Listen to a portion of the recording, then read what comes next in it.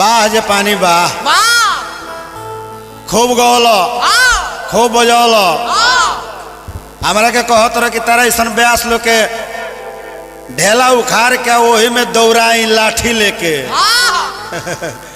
आ गीत क्या गौल तारा दूधवा के निक ना दिया ये माई निमन निमन कतने जाना सुधर गइलो तो तू कौना खेत के मुरई हो लाइन पर अइलो नु एके हाली छुआवला में लाइन पर अइलो कि ना अइलो चलो माई के बारे में गौलो तब तहरा गीत के एगो हमरो जवाब देवे के पड़ी माई का होई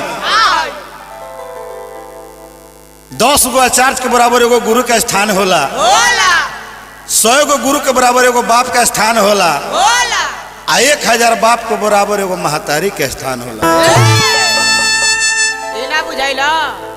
बेटा बेटी में का अंतर हो आज हम तरह के सुनावत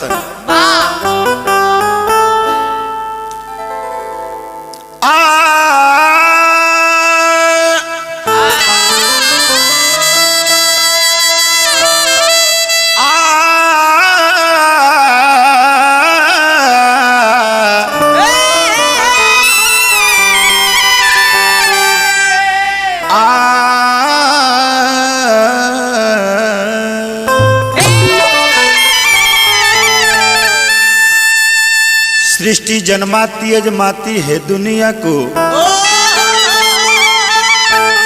सृष्टि जन्माती अजमाती है दुनिया को प्रथम में दूध को पिलाती है माता लाख दुख पाती मगर जीभ न हिलाती भोले कौड़ी के मोल बिक जाती है माता गौर करी है जापानी जी तब बन के रण चंडी रण भूमि में जाए माँ भारी संसार के उठाती है माता लक्ष्मी सरस्वती पार्वती के भेष धरी कभी काली कभी दुर्गा कहलाती है माता गौर करो जापानी जी माई के ममता बड़ी अनमोल हो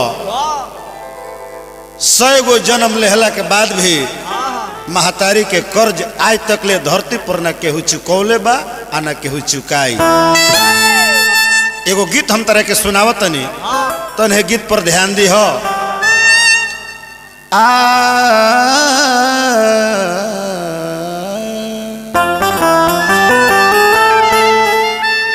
कि मंगिया के सिंदूरा हो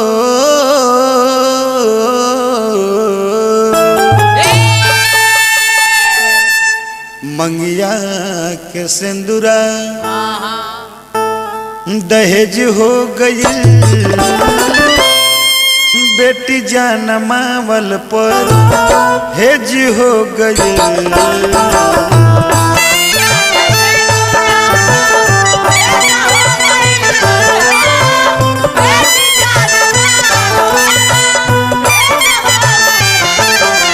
मंगिया के सिंदूरा दहेज हो गई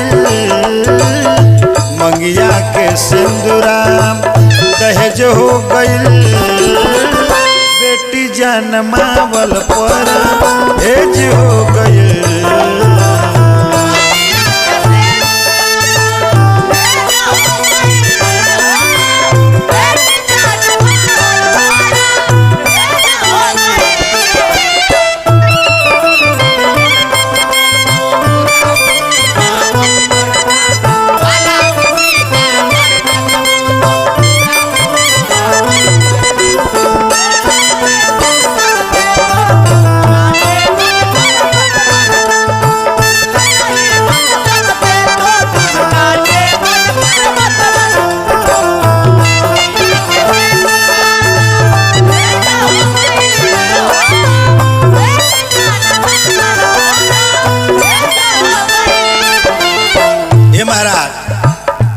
के इतना ना दिन पर दिन दहेज प्रथा बढ़ जा रहा बा कि लोग बेटी के नाम पर जब घर में बेटी होती है तो लोग के बुझाता कि देह पर पानी पड़ जाता। जैसे जापानी भाई तनी गौर करियो है गीत पर, बेटा या बेटी में का अंतर होला। बेटा तब तक बेटा बन के रहेला जब तक लोकर विवाह नहीं के हो, आ बेटी निकेश बाबा जीवन भर बेटी ही बन के रहेली। कितना सुंदर बात लिखत रे कवि। आवते ही ग्रभवा में पाता लगाई के,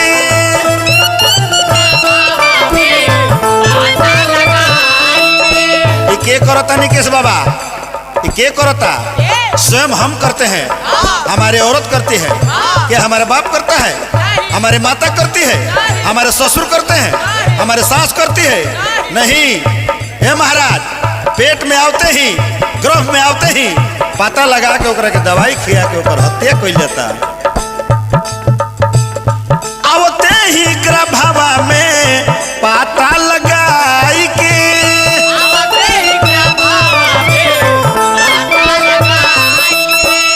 कोइल जाता होते दवाइयों खियाई के,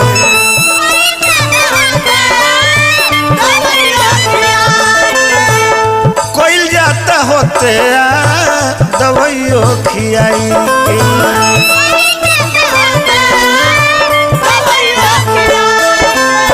गौर करी है जापानी गीत पर, कैसन बाप माई के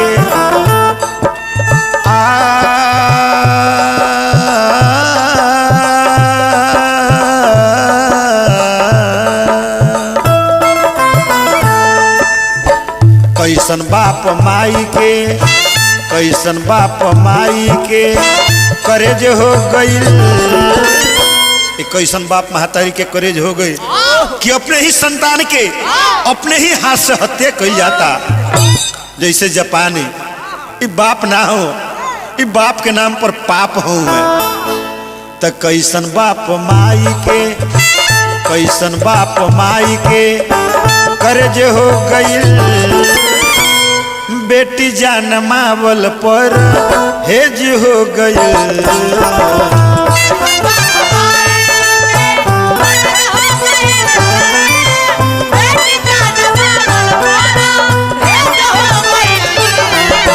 कैसन बाप माई के, कैसन बाप माई के कर्ज हो गईल। बेटी जान मावल पर हेज हो गईल।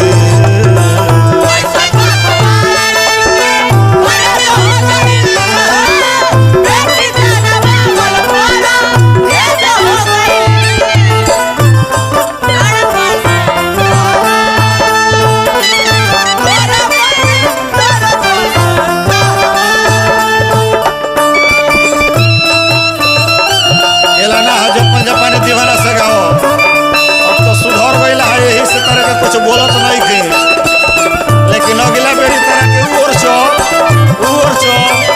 एक हली जापानी में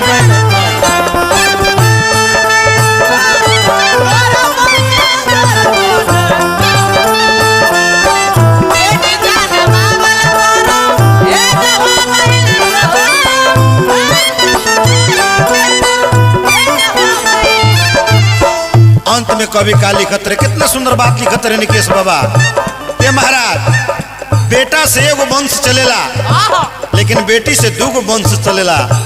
बेटा से एगो खानदान चलेला, लेकिन बेटी से दूगो खानदान चलेला। 100 गो रोवा जग के कली जापानी जी, लेकिन एगो कन्यादान से बढ़ के कोनो यज्ञ नहीं की। हमने के वेद पुराण में प्रमाण मिला था निकेश बाबा। वेदवा पुराण में मिलत परमान बा,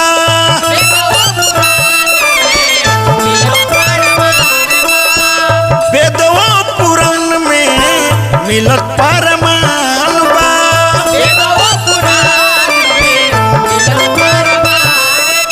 ये सत्येंद्र शर्मा, 100 गो यज्ञ कइला से पूर्ण एगो कन्यादान बा।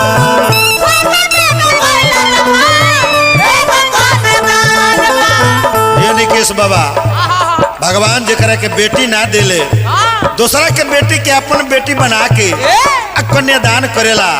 कन्यादान के मतलब महादान होला। कितना सुंदर कवि बात लिखता रे। वेदवा पुराण में मिलत परमान बा,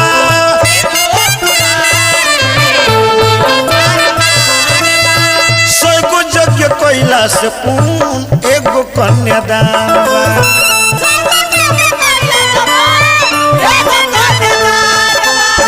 कतना ले कहलो निकेश बाबा गलत हो दीवाना के दस्ता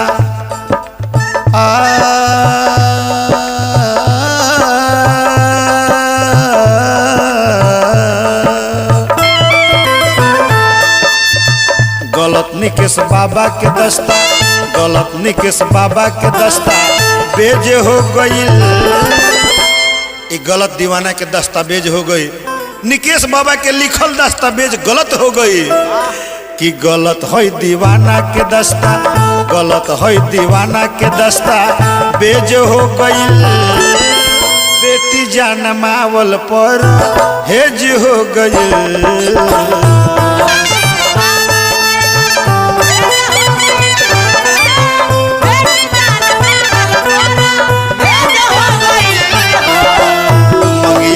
सिंदूरा दो हेज हो गई, मंगिया के सिंदूरा दो हेज हो गई।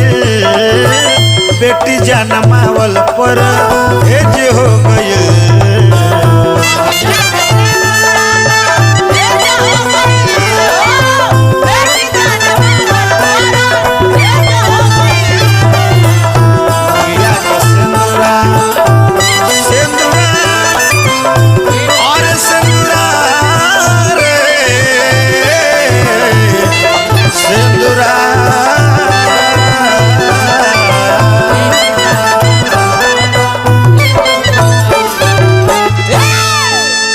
बुझाइल कि ना बुझाइल जापानी ना बुझाइल होई नु तो एकरा बाद वाला में तरह के हम बुझवाई।